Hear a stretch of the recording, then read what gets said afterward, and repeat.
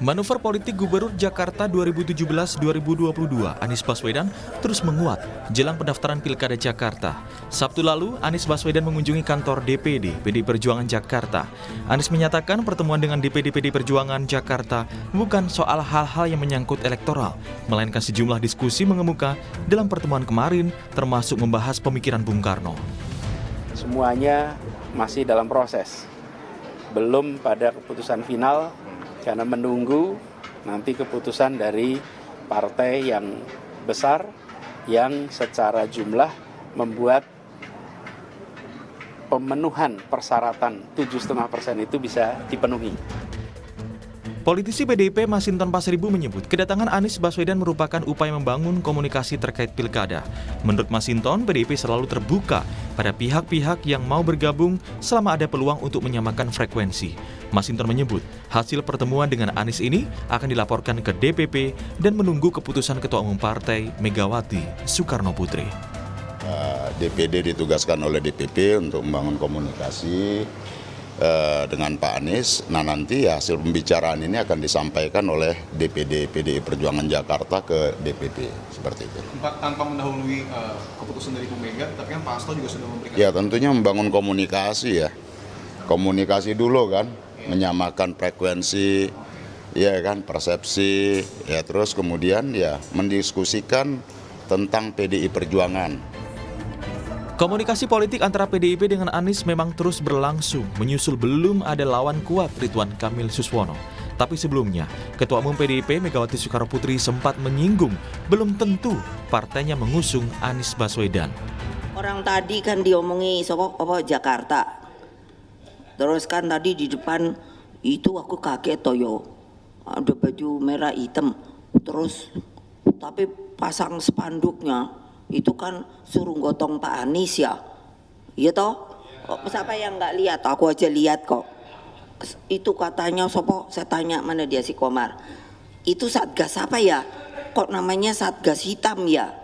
Terus katanya Pak Komar, oh Satgasnya itu memang ini apa mau dukung Pak Anies itu Bu. Oh gitu. Aku bilang enak aja ya.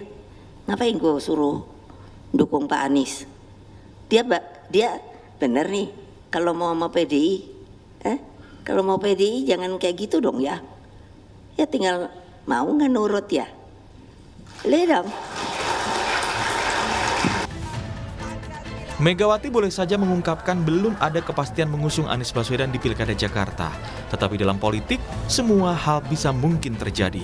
Apalagi, hingga kini PDI Perjuangan belum memutuskan siapa kandidat kuat yang akan diusung untuk melawan Ridwan Kamil Suswono memperebutkan kursi Gubernur Wakil Gubernur Jakarta. Akankah Anies diusung PDIP dan menjadi kader partai? Tim Liputan, Kompas TV.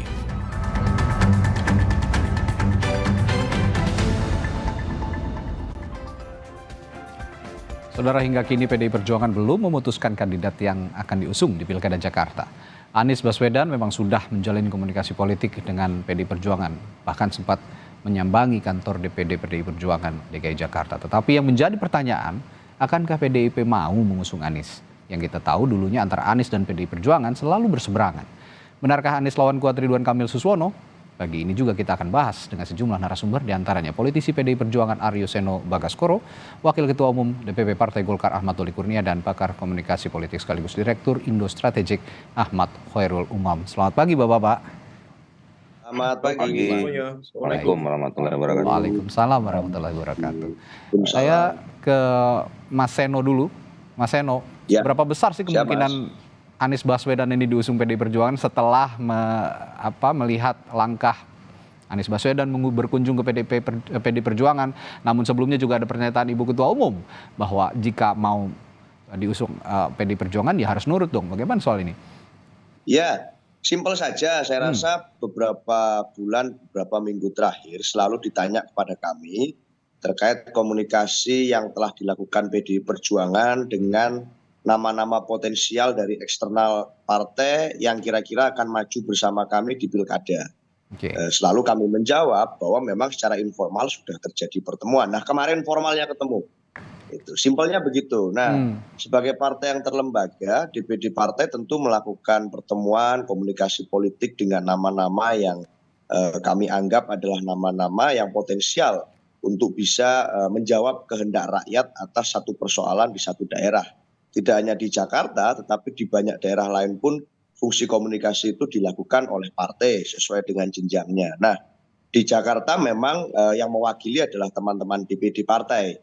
Kemarin Pak Ketua DPD, Pak Adi Wijaya sudah bertemu langsung dengan Pak Anies Baswedan, nama yang memang di Jakarta seringkali disebut, di luar nama dari kader internal kami, yaitu Pak Ahok atau Pak Basuki Cahayapurnama, dan sederet nama-nama yang lain, contoh Pak Rano Karno, Pak Jarod, Pak Hendi, dan lain sebagainya. Nah, jadi itu pertemuan komunikasi formal yang terjadi antara DPD partai dan Pak Anies, yang itu adalah untuk bicara tentang hal-hal yang sifatnya punya irisan concern yang sama antara concernnya Pak Anies dan concern kami sebagai partai.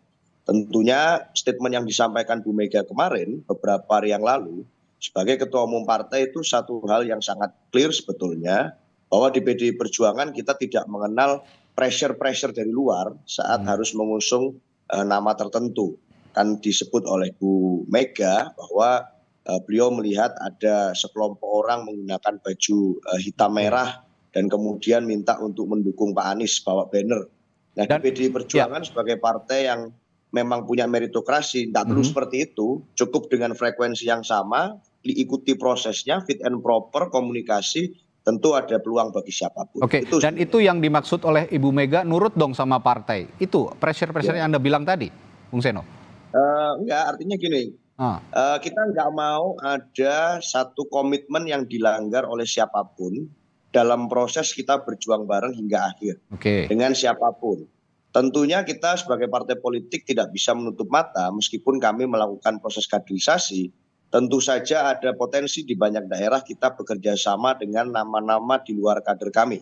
Sehingga tentu diperlukan satu kesepakatan dan kesepahaman komitmen sampai selesai masa memimpin, pada saat memutuskan bersama dengan PDI Perjuangan, maka ada rambu-rambunya. Saya rasa di semua partai yang lain juga ada hal-hal semacam ini. Nah, di kami rambu-rambunya saya kira tegas, yaitu konstitusi, ideologi Pancasila, komitmen terhadap kebangsaan, terhadap kebinekaan, komitmen terhadap nilai-nilai demokrasi, yang itu saya rasa berlaku umum, tidak hanya eksklusif untuk Pak Anies, tapi untuk semuanya. Nah, mau nurut atau enggak, maksud dari kata-kata itu adalah koridornya di sana. Bisa enggak nurut sampai akhir dengan itu dan tidak berkhianat dengan nilai-nilai tersebut. Sesimpel itu. Ya, kalau melihat sisi ideologi seperti yang Anda ungkapkan, apakah memang sosok Anies Baswedan ini terlalu jauh dengan ideologi PDI Perjuangan? Faktanya memang secara historis kan ada rekam jejak kami pernah berkontestasi di Pilkada Jakarta, di Pilgub sebelumnya. Dan tentu saja masyarakat Indonesia pada umumnya masih mengingat apa yang terjadi pada waktu itu, kontestasi yang sedemikian keras. Tetapi kita tentu saja tidak berjalan di ruang hampa politik. Antara Pilgub DKI di waktu itu dengan Pilgub Jakarta saat ini, itu terjadi berbagai macam dinamika politik. Termasuk yang sangat signifikan misalnya adalah Pilpres 2024 kemarin. Yang mana memang secara informal setelah kami menjalani situasi tersebut, kami berkomunikasi dengan Pak Anies pada waktu itu secara informal, ada situasi concern yang sama tentang bagaimana kita perlu menjaga nilai-nilai demokrasi tanpa privilege tertentu. Bagaimana kita harus menjaga semangat reformasi tentang anti nepotisme misalnya. Yang itu kemudian kami sepakati sebagai hal yang perlu untuk disoroti. Nah, contoh dinamika semacam itu tentu terjadi. Artinya tidak ada ruang hampa politik dan masing-masing basis konstituen juga memahami itu. Saya rasa itu. Baik, Pak Doli, setelah pasca batalnya revisi Undang-Undang Pilkada disahkan oleh DPR, ini kan memunculkan kembali menguat kembali Anies Baswedan ini bisa diusung di Pilkada Jakarta. Mungkin juga oleh PDI Perjuangan yang kita bicarakan pagi hari ini. Nah, jika Anda punya calon sendiri kan, partai Anda, Ridwan Kamil dan Suswono, melihat peluang Anies maju di Jakarta yang katanya dibilang kalau tidur saja Anies Baswedan ini bisa menang di Jakarta. Bagaimana Anda menangkal anggapan ini? Ya, pertama saya mau koreksi dulu, saya tidak lagi wakil ketua umum ya Oke. di Partai Golkar. Yang kedua, soal kontestasi Pilgub di Jakarta ini sebetulnya kan kami sejak awal mempersiapkan Ridwan Kamil di Jakarta. Ketika kami memutuskan Ridwan Kamil di Jakarta dan kemudian berproses bersama-sama dengan Silakan, Bung Doli. Sama-sama dengan partai politik yang lain sampai kemudian ketemu pasangan dengan Pak Suwono itu dengan kalkulasi yang cukup matang ya. Kita juga sudah siap ya lahir dan batin untuk menghadapi kompetisi di Jakarta itu apapun situasinya. Nah, apalagi sekarang kita sudah sama-sama tahu bahwa akibat putusan Mahkamah Konstitusi itu memungkinkan ya bukan hanya di Jakarta, semua daerah untuk muncul calon-calon baru. Walaupun sebetulnya calon baru itu mungkin bukan calon yang baru mulai dari awal ketika putusan Mahkamah Konstitusi muncul gitu ya. Tetapi misalnya pasangan calon atau calon-calon yang selama ini dengan ambang batas yang ada sebelum putusan MK itu mengalami kesulitan untuk melakukan konsolidasi dukungan dari partai politik atau dalam partai politik. Nah, jadi sebetulnya tinggal kan ini mengatur strategi saja ya. Tentu strateginya berbeda ya antara kita menghadapi satu pasangan calon atau berkompetisi dengan satu pasangan calon dengan strategi menghadapi 2-3 pasangan calon di satu daerah gitu. Jadi cuman itu saja sebetulnya. Dan dengan putusan Mahkamah Konstitusi itu ya memang dimungkinkan sekarang beberapa partai politik atau partai politik untuk mencalonkan siapa saja ya yang menurut mereka memenuhi syarat, dan itu adalah kewenangan atau kedaulatan dari masing-masing partai politik atau gabungan partai politik. Oke, Pak Doli, sebelum lebih jauh kami koreksi ya, Anda sekarang bukan lagi wakil ketua umum begitu ya di Partai Golkar ya Pak Doli ya? Ya. Oke, posisi Anda di Partai Golkar saat ini sebagai apa? Kami juga belum terlalu banyak menangkap nih posisi Anda di Partai Golkar. Iya, sebagai anggota biasa. Anggota biasa, politisi Partai Golkar, baik. Ya. Baik, Pak Doli, selanjutnya pertanyaan saya selanjutnya adalah apakah pasangan RK Suswono ini sudah terkonsolidasikan dengan munculnya kemungkinan Anies Baswedan dicalonkan di Pilkada Jakarta?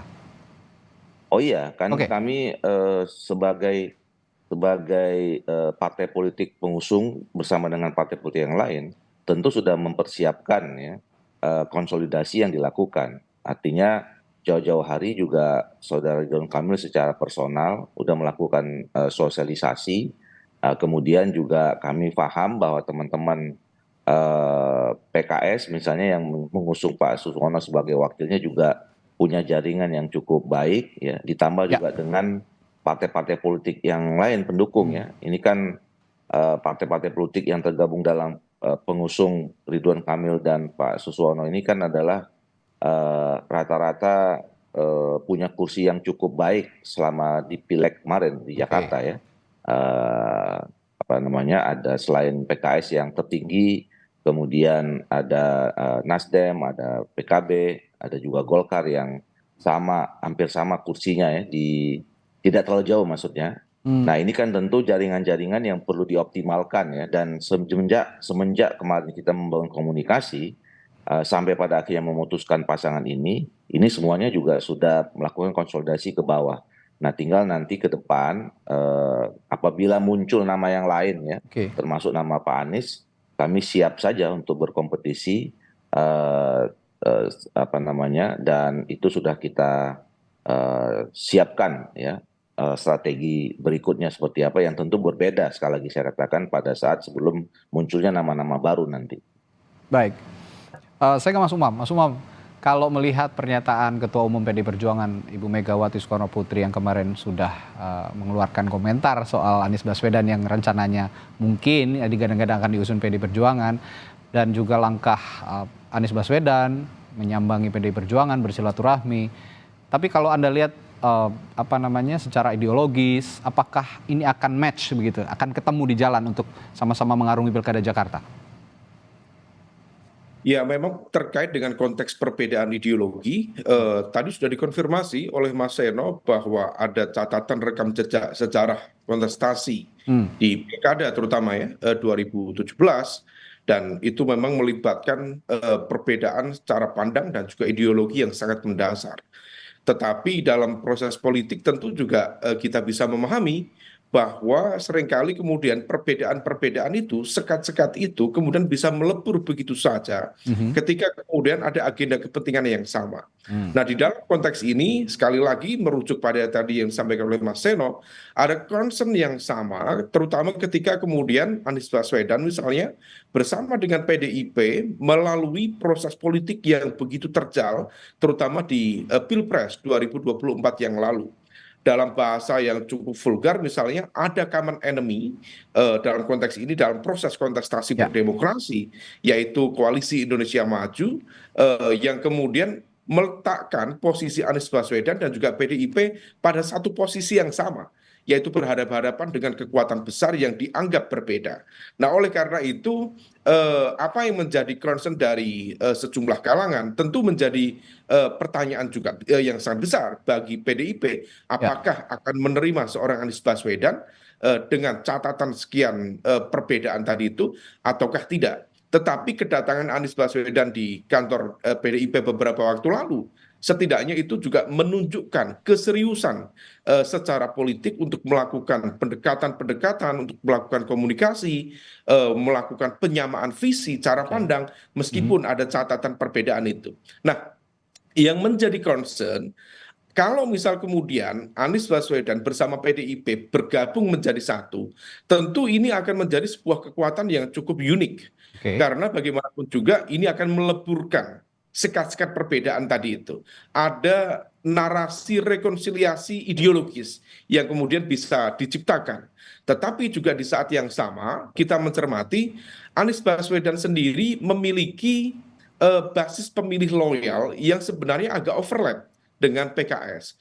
Basisnya tentu tidak jauh dari Jakarta Timur, kemudian Jakarta Selatan, dan juga Jakarta Pusat. Sementara PDIP sendiri memiliki basis kekuatan yang cukup mengakar, termasuk Jakarta Utara, Jakarta Barat. Jadi secara elektoral saling mengisi.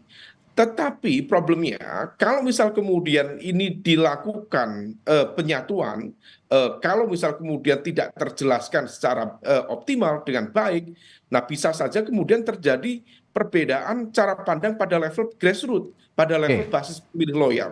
Nah, bisa saja kemudian pendukung Anies yang kemudian sebelumnya menarik garis beda dengan PDIP, termasuk kader PDIP, para pemilih loyal PDIP yang selama ini menarik garis beda dengan Anies Baswedan, kemudian bisa menciptakan semacam split ticket voting di sana.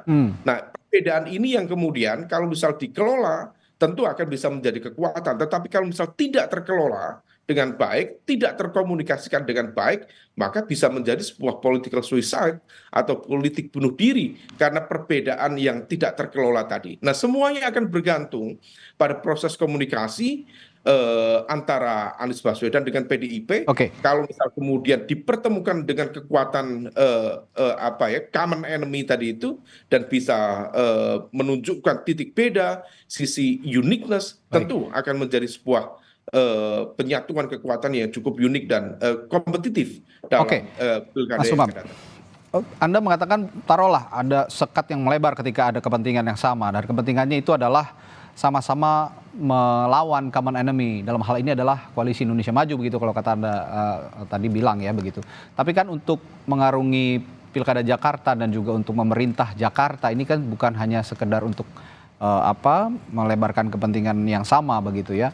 Ketika ada riak-riak politik di tengah jalan saat mengarungi pemerintahan di Jakarta 5 tahun ke depan, tentu saja ini bukan situasi yang baik. Nah, bagaimana Anies Baswedan, seorang Anies Baswedan ini dengan PDI Perjuangan bisa utuh, akur bersama begitu mengarungi pemerintahan jika nanti memang terpilih di Pilkada Jakarta? Ya, tentu penyamaan visi dan juga misi, termasuk juga dalam konteks bagaimana kemudian membangun trust ya. Karena bagaimanapun proses komunikasi dan juga pendekatan politik juga harus diletakkan pada basis trust yang sama. Maka statement-statement dari para elit PDIP sebagian yang kalau misal kita dengarkan ada juga yang agak sumbang gitu, misalnya Pak Basarah beberapa waktu lalu menyampaikan kader sendiri saja bisa berkhianat. Ini kan sebenarnya mafhum khalafah ya, logika terbalik. Apalagi yang bukan kader sendiri. Nah tentu ini menciptakan sebuah pertanyaan besar. Tentu bagi komitmen, juga loyalitas, dan juga militansi dalam konteks menjaga nilai-nilai yang selama ini dipegang oleh PDIP. Tetapi kalau misal kemudian proses itu bisa berjalan dengan baik, tentu ini menjadi sebuah peluang yang cukup unik, terutama dalam konteks pertarungan dan juga perbedaan ideologis, karena dalam proses pasca pilkada DKI, Mas Anies itu sering diidentikan dengan kekuatan Islam kanan konservatif, lebih memiliki kedekatan dengan PKS dan sebagainya.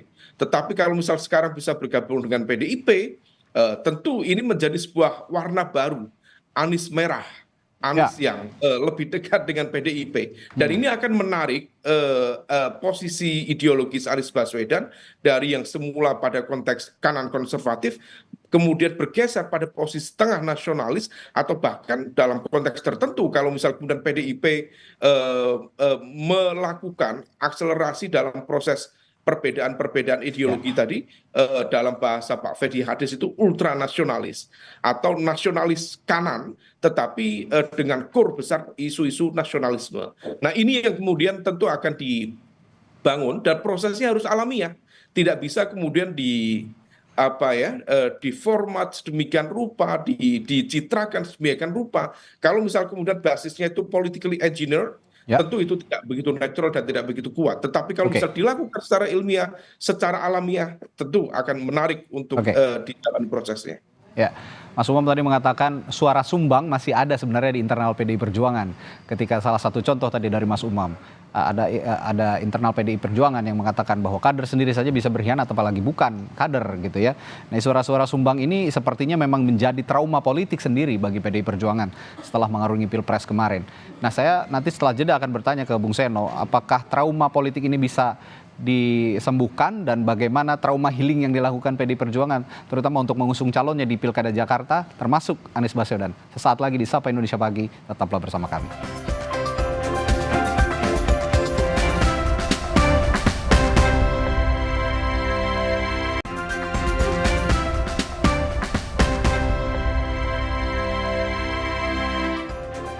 Sebelum jeda tadi saya sempat menyinggung soal adanya trauma politik sepertinya yang dialami oleh PDI Perjuangan. Berdasarkan keterangan Mas Umam tadi bahwa ada suara sumbang sebenarnya dari internal PDI Perjuangan menanggapi kemungkinan Anies Baswedan diusung di Pilkada Jakarta saat mengatakan bahwa jangankan kader sendiri saja bisa berkhianat, apalagi bukan kader PDI Perjuangan. Itu salah satu pernyataan yang mungkin saja dianggap sebagai trauma politik. Bung Seno, kalau melihat situasi seperti ini, PDI Perjuangan pernah punya cara untuk trauma healing terhadap Pilpres 2024, terutama untuk menghadapi Pilkada Jakarta? Ya prinsipnya satu sebenarnya Mas, jangan sampai di Jakarta itu terjadi kawin paksa politik. Artinya kawin paksa karena keadaan, dijodoh-jodohkan dan akhirnya terjadi kawin paksa. Harapannya tentu harus mau sama mau. Artinya harus ada proses PDKT, proses pencocokan dan seterusnya. Bahwa proses PDKT itu dilakukan oleh Mas Anies misalnya kepada DPD partai di tingkat provinsi di Jakarta kemarin, itu adalah satu hal yang baik-baik saja menurut saya sebagai langkah komunikasi politik. Tapi kan sudah disampaikan juga berulang kali bahwa proses itu nanti itu kan versi DPD seperti itu, DPP nanti keputusannya tentu tidak harus juga sama persis dengan versi DPD. Nah artinya pasti ada variabel-variabel lain yang menjadi pertimbangan. Kalau bisa sama persis, oh berarti bukan kawin paksa. Berarti ini proses PDKT berjalan lancar, semuanya bisa jalan hingga ke proses janur kuning melengkung nanti yang tinggal beberapa hari lagi ini. Nah, persoalannya satu sebetulnya Mas. Tadi sempat tersampaikan bahwa concern kami adalah tentang Kim dan seterusnya. Mas Umam menyampaikan. Nah sebenarnya bukan soal Kimnya. Gitu. Karena apa? Kami menghargai sebetulnya kedaulatan dan langkah politik masing-masing partai politik. Soalnya satu yang kami jadi bahan persoalan pembahasan kami dan misalnya Mas Anies ya dalam irisan pembahasan itu adalah tentang intervensi Raja Jawa itu aja sebenarnya. Artinya langkah politik Kim yang terjadi apabila itu berjalan secara natural, tentu kami hargai dan angkat topi. Itu hak prerogatif masing-masing partai politik untuk menentukan sikap. Tapi saat ada intervensi Raja Jawa di sana, aktor non partai yang cawe-cawe di luar itu, tentu ini jadi satu persoalan yang bermasalah. Faktanya teman-teman dekat Mas Anies yang mengusung di Pilpres kemarin, artinya kawan-kawan partai politik yang mengusung Mas Anies itu satu persatu meninggalkan beliau kok di dalam Pilkada Jakarta ini. Jangan-jangan ada Raja Jawa di balik itu. Nah, itulah yang kemudian jadi persoalan yang mana membuat concern kita jadi ketemu. Ada irisan. Faktanya waktu kemarin itu terjadi di mana-mana, metodologi survei membaca, diskursus mencermati nama-nama seperti Mas Anies, nama seperti Pak Ahok yang dianggap sebagai simbol antitesa dari intervensi Raja Jawa itu sangat kuat di Jakarta. Jadi itu cerminan yang sedang kita baca. Artinya saat ini visi PD Perjuangan dengan Anies Baswedan sudah ada kesamaan untuk sama-sama menepis intervensi Raja Jawa yang Anda katakan tadi? Dalam hal urusan itu ya concernnya sama. Tetapi tentu kan variabelnya multiple. Nah itu yang kami cocokkan. Apakah added value yang lain itu bisa matematika politiknya 1 + 1 sama dengan 2 atau malah nanti sampai ke kesimpulan yang lain-lain. Ini yang terus kita pertimbangkan. Nah, itu tadi yang saya maksud bahwa selain kesamaan kepentingan, tapi juga dalam mengarungi pemerintahan ke depan, gitu 5 tahun ke depan, tentu saja ini harus di-maintain situasi politik ini. Begitu ya, Bung Seno kira-kira? Ya, artinya kalkulasi politiknya kan bukan hanya how to win, tapi juga how to govern. Nah, itu yang diberikan concern oleh Bu Ketua Umum, apakah bisa nurut sama kebijakan partai, sama platform perjuangan partai, sama ideologi partai dan komitmen-komitmennya. Kalau di kader internal sudah ada internalisasi, sekolah partai, kaderisasi, dan seterusnya. Itu saja kadang-kadang masih ada yang balelo. Apalagi yang ini dari nol. Nah ini yang sebenarnya dikhawatirkan. Jadi kalau kira-kira itu bisa ketemu, ya why not? Sebenarnya simpel seperti itu, Mas. Mas Umam, kata Bung Seno ternyata beyond Kim ini common enemy-nya, tapi intervensi Raja Jawa bagaimana ini Mas Umam? Ya, tadi yang disampaikan Mas Seno itu mempertebal apa yang menjadi concern juga trauma dari para sejumlah fungsionaris di PDIP. Dan ini yang kemudian pertanyaan besar yang harus dijawab oleh Anies Baswedan. Memang ada upaya untuk menciptakan sebuah koneksi tetap antara PDIP dengan Pak Prabowo, dan memang tidak ada masalah dengan Pak Prabowo. Maka yang memang menjadi basis concern utama PDIP adalah Raja Jawa tadi, dan itu yang kemudian menjadi basis argumen yang kembali dipertegas Mas Seno tadi, bahwa kemudian sebagai sebuah simbol perlawanan terhadap kekuatan yang begitu mengintervensi secara politik dan sekaligus juga dianggap menjadi sumber bagi luka politik bagi PDIP selama proses dinamika di Pilpres 2024 yang lalu. Nah ini semua memang diakui atau tidak, apakah itu terrepresentasi dalam Kim atau non-Kim, tentu itu hanya sebuah entitas. Tetapi pada saat yang sama bahwa upaya untuk melakukan penjajakan, kemudian secara natural melakukan pendekatan, tentu ini akan menjadi sebuah proses yang cukup unik karena memang ada basis perbedaan secara cara pandang ideologis, kemudian dari sejarah rekam jejak kontestasi kekuatan. Nah kalau misal kemudian ini bisa dilakukan dalam waktu yang singkat ini, tentu ini akan menciptakan sebuah entitas kekuatan baru. Tadi bicara Anies Merah atau bicara PDIP dengan entitas yang memiliki kedekatan dengan kekuatan Islam, tentu akan menjadi sebuah warna yang akan jauh lebih colorful. Dan yang tidak kalah penting tentu hadirnya misalnya Anies Baswedan dengan representasi kekuatan PDIP akan menciptakan pilkada DKJ di Jakarta betul-betul sangat kompetitif, dan itu menjadi sangat sehat bagi proses demokrasi di Jakarta. Dan selain pertarungan kekuatan bayang-bayang yang sifatnya hanya untuk menggenapi atau boneka, yang tentu tidak begitu meaningful bagi proses demokrasi. Selain pertarungan ideologis, kalau kita berbicara apa yang Anda katakan tadi Mas Umam, ada juga pertarungan basis kultural sepertinya kalau kita bicara soal pilkada DKJ, daerah khusus Jakarta, antara massa basis kultural PDI Perjuangan yang juga cukup kuat di Jakarta dengan massa basis kultural yang juga kuat milik Partai Keadilan Sejahtera PKS. Bagaimana Anda mendudukan atau melihat pertarungan politik antara kedua basis kultural ini? Mas Umam? Oh, sepertinya terputus sambungan komunikasi. Karena bagaimanapun juga Ya, Mas Umam, saya ulangi pertanyaan saya, bahwa selain pertarungan ideologis, ada juga pertarungan basis kultural yang kuat. Kita ketahui PDI Perjuangan punya basis kultural yang kuat di Jakarta dan juga PKS catatannya. Ini akan saling berkontestasi, berkompetisi begitu untuk memenangkan calonnya masing-masing jika nanti PDI Perjuangan sudah punya calon sendiri. Bagaimana Anda pertarungan ini? Sejauh mana pertarungan ini bisa benar-benar bersaing menurut Anda, Mas Umam? ya, kalau misal kemudian Anies Baswedan diajukan oleh PDIP, ada potensi tercipta split ticket voting pada basis pemilih loyal PKS. Oke. Karena bagaimanapun juga keduanya memiliki basis pemilih loyal yang sama, tadi di Jakarta Timur, Jakarta Selatan, dan juga Jakarta Pusat. Nah, kalau misal kemudian dari basis ketokohan yang akan maju, barangkali Anies Baswedan lebih kuat dibanding Pak Suswono misalnya, maka kemudian split ticket voting itu akan tercipta. Meskipun dalam rekam jejak pertarungan kekuatan di PKS, seringkali mesin politik partai dengan informasi propaganda dan juga upaya penggalangan di level internal itu biasanya mesin partai lebih dominan dibanding aspek ketokohan. Nah, ini yang kemudian harus diuji.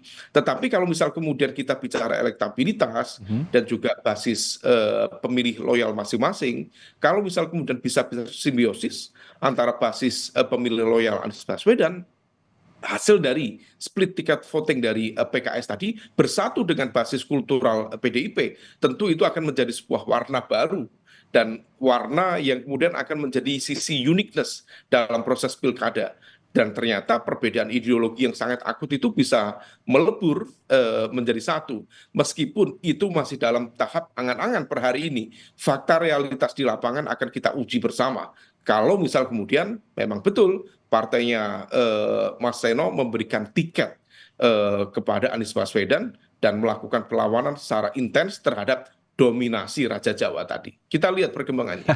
Dominasi Raja Jawa. Sebenarnya saya ingin bertanya ke Bung Doli tadi, tapi sepertinya belum tersambung kembali dengan kami, bahwa sejauh mana sih sebenarnya intervensi Raja Jawa ini masuk ke dalam koalisi Indonesia Maju. Tapi pertanyaan saya akan selanjutnya ke Mas Umam lagi nih. Anda melihat kalau memang pasca pilkada revisi undang-undang pilkada ini dibatalkan gitu pengesahannya, tetapkah ada intervensi Raja Jawa dan sejauh mana intervensi itu akan mengganggu konstelasi politik di Pilkada Jakarta? Apakah ini akan juga bisa menandingi kekuatan Anies Baswedan yang sebenarnya dari pilkada sebelumnya ini sangat kuat ketokohannya dan juga basis kulturalnya? Ya, kalau misal bicara pasca revisi undang-undang pilkada yang kemarin gagal di level paripurna, saya pikir proses itu sudah berjalan dan tadi malam pihak KPU sudah mengeluarkan PKPU nomor 10 tahun 2024 dan itu adalah hasil sinkronisasi bersama Menkumham atas proses kemarin konsultasi dengan Komisi 2 yang mengadopsi hampir semua materi putusan yang ada di Mahkamah Konstitusi. Nah, kalau misal kemudian itu sudah dilakukan, maka kemudian per hari ini adalah proses distribusi ke semua KPU-KPUD yang ada di semua wilayah di Indonesia. Dan kalau misal kemudian itu sudah dilakukan, seharusnya besok sudah memasuki fase baru dalam konteks proses pendaftaran sampai tanggal 29. Seharusnya memang tidak ada perubahan, kecuali kemudian ada yang mencoba untuk bermain api kembali. Ada sejumlah pihak yang masih berspekulasi, ada kekhawatiran misalnya dalam konteks penjadwalan proses pendaftaran akan diundur dan sebagainya, tetapi rentangnya cukup jauh, terutama di jadwal penetapan di tanggal 22 September. Karena kalau misal kemudian aturan itu hendak diakali, terutama terkait dengan putusan nomor 70 dari Mahkamah Konstitusi yang materinya adalah soal umur kontestan yang diduga itu didedikasikan kepada Kaisang, maka Kaisang sendiri akan berulang tahun tanggal 25 Desember, itu jauh melampaui jadwal pilkada. Oleh karena itu seharusnya proses politik yang kemarin berjalan di Komisi 2, kemudian semalam proses sinkronisasi di Kemenkumham sudah berjalan, pasal 15 sudah diubah, pasal 95, pasal 135